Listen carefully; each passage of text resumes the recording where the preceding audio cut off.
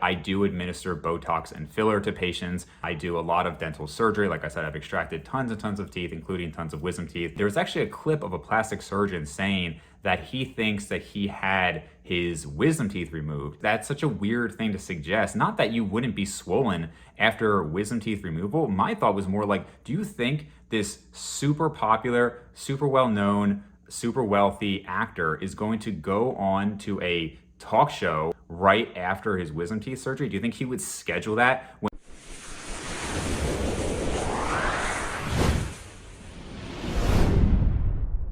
What's up, guys? So today I want to talk about Zac Efron and his past transformations, as well as what has been going on with his current transformations, both physically, as well as the fact that people have been thinking that maybe he had some plastic surgery done. There was a pretty dramatic change. If you've seen his face recently, people have said that he looks kind of like handsome Squidward. And so I wanted to talk about that because I do have a pretty strong background in some of these areas. So obviously I have a strong background in fitness and people want to know about his transformation. Is this something that can be attained by most people?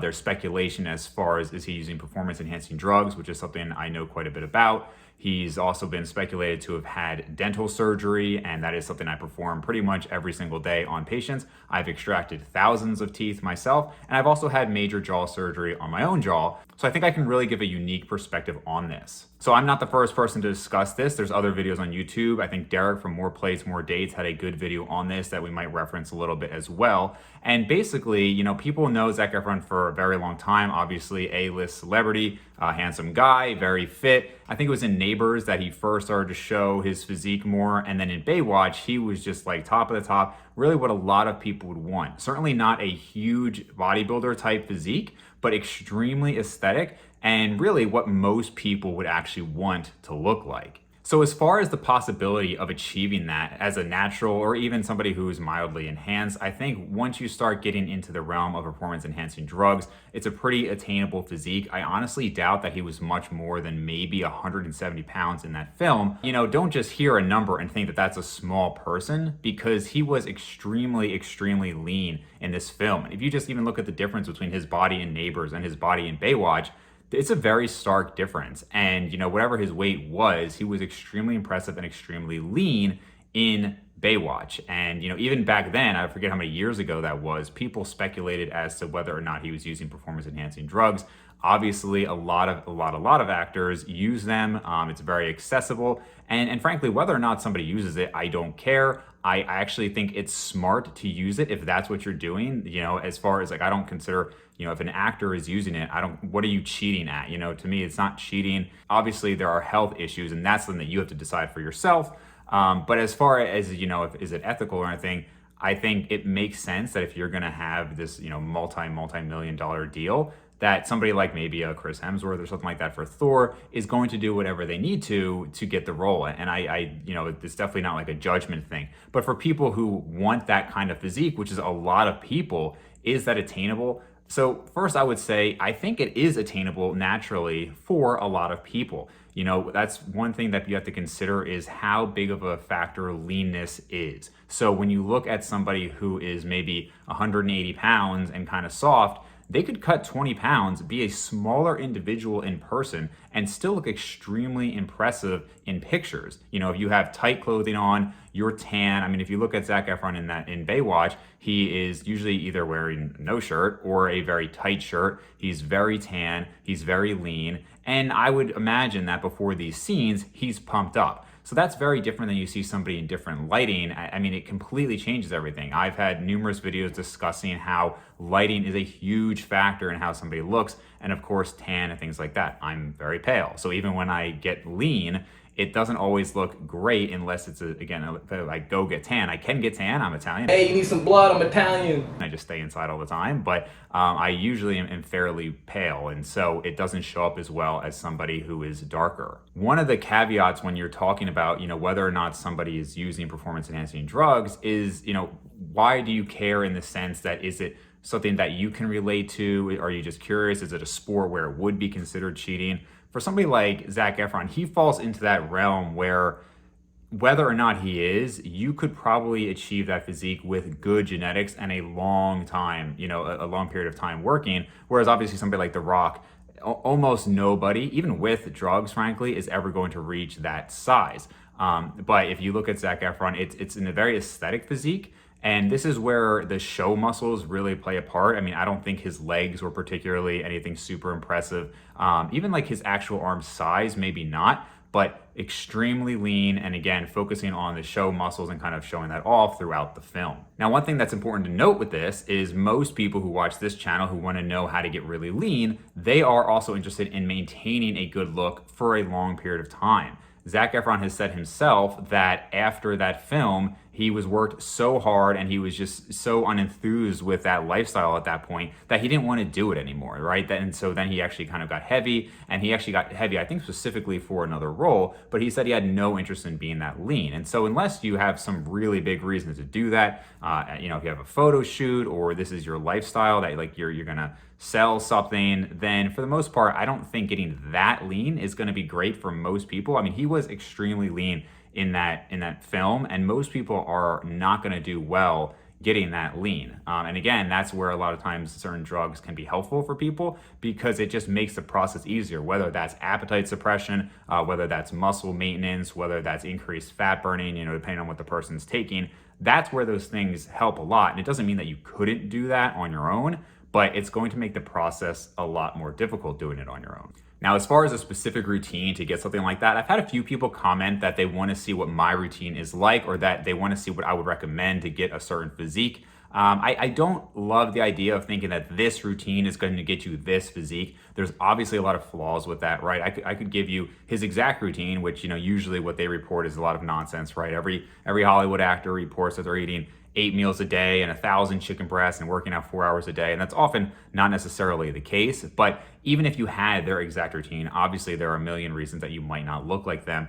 But for those who are interested in that, you can comment down below. Let me know if you want specific routines actually listed, things that I think could be helpful, or even what I'm doing. So let's get into the potential plastic surgery aspect of this. So like I said before, I do have a background related to some of the speculation as to what he had done. Obviously, I'm not a plastic surgeon, but I do administer Botox and filler to patients. I do a lot of dental surgery. Like I said, I've extracted tons and tons of teeth, including tons of wisdom teeth.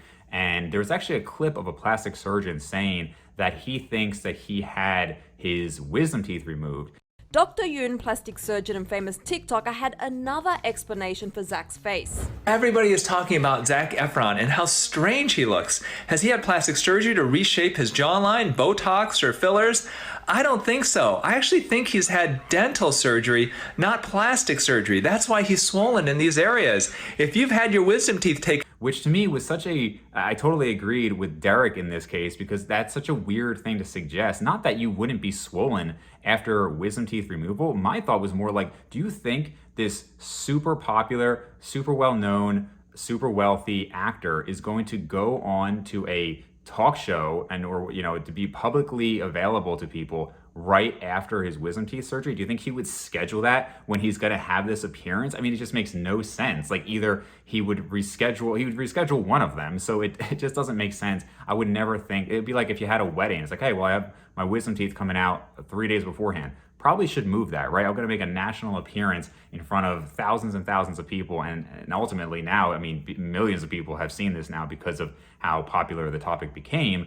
I just can't even imagine that he would do that he would schedule something like that. But even that aside, sure, you can have some significant swelling after a surgery, after getting your wisdom teeth out. I don't think it tends to look like that. Usually it is more localized. You get, a lot of fullness in the cheeks here. Whereas, I mean, he really almost seemed to have like his whole face swollen, which again can happen.